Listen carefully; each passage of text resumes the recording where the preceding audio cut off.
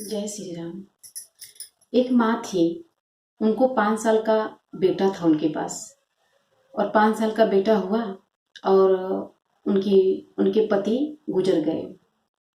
अब उनके पति के जाने के बाद अब वो अकेली हो गई और उस पे से एक छोटा बच्चा 5 साल का। अब वो सोच में पड़ गई कि अब मैं कैसे ये सब संभालूंगी। तो शंकर भगवान की भक्त थी, उन पे बहुत उनका श्रद्धा था और विश्वास था उनके ऊपर।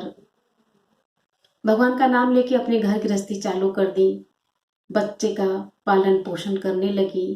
पर किस तरह करने लगी बेचारी, घर घर में जाके काम कर कर के और जो भी बचता पैसा मिलता था वो अपने बच्चे के भविष्य के लिए, उसका पालन पोषण करने के लिए रखती थी। इसी तरह हर दिन बीतते गया, इसी तरह दिन कटते गया और वो सबके घर घर जाके काम करती थी, झाड़ू पोछा बर्तन सब ऐसे ही करके। और क्या करेंगी, वो मजूरी करके अपना घर चलाती थी। धीरे धीरे बच्चा बड़ा हो गया। अब देखो, वो माँ अकेली घर का काम करके मजूरी करके उसने बच्चे को पढ़ा लिखा के एक डॉक्टर बना दिया। अब वो लड़का बड़ा हो गया, डॉक्टर बन के आया। तो उसकी माँ बहुत खुश हुई कि मेरा बेटा आया है और मुझे लेके जाएगा अपने साथ, अब मेरे साथ रहेगा। उसने इतना आस लगाया था बेटे से, लेकिन रास्ते में आते ही कुछ लोगों ने उसके कान भर दिए कि विधवा विधवा औरत जो रहती हैं उनको देखने से या उनको देख लो तो दिन भर अच्छा नहीं जाता है और कोई काम अच्छा नहीं होता है। अब उसके मन में अब लड़के ने अपने मन में बात बिठा लिया। और लोगों का तो काम ही होता है भड़काने के लिए, किसी का अच्छा हो रहा है तो क्या करें कि लाओ थोड़ा बिगड़ जाए बात। बेटा घर पे आया, अम्मा उसके खाने पीने का इंतजार कर रही थी खुशी से कि मेरा बेटा आ गया। जब बेटा घर में आया तो माँ उसको खाने के लेके गई, पानी लेके गई, मेरा बेटा आ गया, मेरा बेटा आ गया। अब उसको क्या मालूम था कि बेटे के मन में क्या चल रहा है। फिर बेटा बोला, माँ कुछ लोग कहते हैं कि जो विधवा औरत रहती हैं उनका मुंह देखने से अच्छा काम नहीं होता और कोई काम दिन अच्छा नहीं जाता। माँ सुनी और बोली, बेटा और तू ऐसा बोल रहा है, ऐसा नहीं होता, ऐसा कुछ नहीं होता है। कौन बोला तुझे ये सब बातें? बोला, नहीं माँ कोई बोला नहीं, ऐसे ही मैं सुना।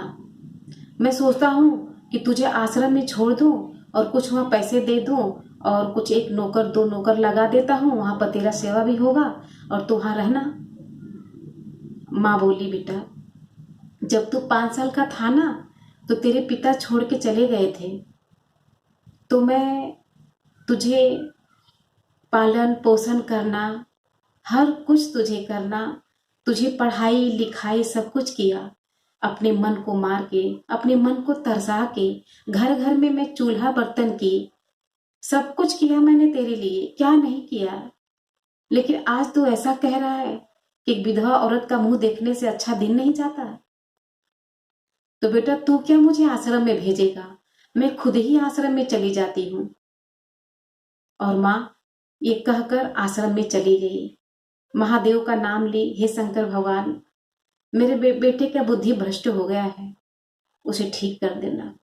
माँ ये कह के चली गई, आश्रम में रहने लगी। कुछ दिन के बाद कुछ दिन बीता तो उसके लड़के का तबीयत बहुत खराब हो गया, बहुत बीमार हो गया। फिर उसके कान में भनक गई कि मेरे बेटे का तबीयत खराब हो गया, वो ठीक नहीं हो रहा है। माँ दौड़ते गई अपने बेटे के पास, दौड़ के गई बेटे के पास अपने, और गई, देखी बिस्तर पे बेटा पड़ा था, उसको उठाई, अपने गले से चिपकाई, उसे प्यार दिया, सर पे हाथ फेरा, बोला, बेटा तू इतना बीमार है, तूने मुझे खबर तक नहीं की। और बेटा क्या बोले, उसको बोलने की शक्ति ही नहीं था। फिर माँ उसको उठवाई, वहां से लेके डॉक्टर के पास गई, डॉक्टर को दिखाई, डॉक्टर देखे और दवाई दिए, अच्छा भी हो गया लड़का।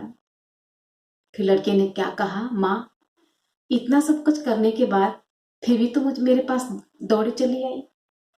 तुझे तो मुझे ठुकरा देना चाहिए था, आना ही नहीं चाहिए था। माँ कहती है बेटा, माँ के लिए बेटा कितना भी गलत हो लेकिन बेटा बेटा ही रहता है। उसे रूठ जाती है, उसे छोड़ती नहीं, प्यार कम नहीं होता है उसके लिए। ये तो शंकर भगवान का आशीर्वाद है कि आज तू ठीक ठाक हो गया। और थोड़ा सा भूल तो सबसे हो जाता है। तूने लोगों की बातें सुन के थोड़ा सा गलती कर दिए, कोई बात नहीं, भोलेनाथ तुझे बुद्धि दे दिए, तू ठीक हो गया और दोनों माँ बेटे साथ रहने लगे। तो ये है शिव चर्चा की कहानी। भोलेनाथ जिस पे दया कर दिए तो उसका तो सब किस्मत ही बदल देंगे। जय श्री राम, जय महादेव। आप लोग को कहानी अच्छी लगी हो तो लाइक सब्सक्राइब करना।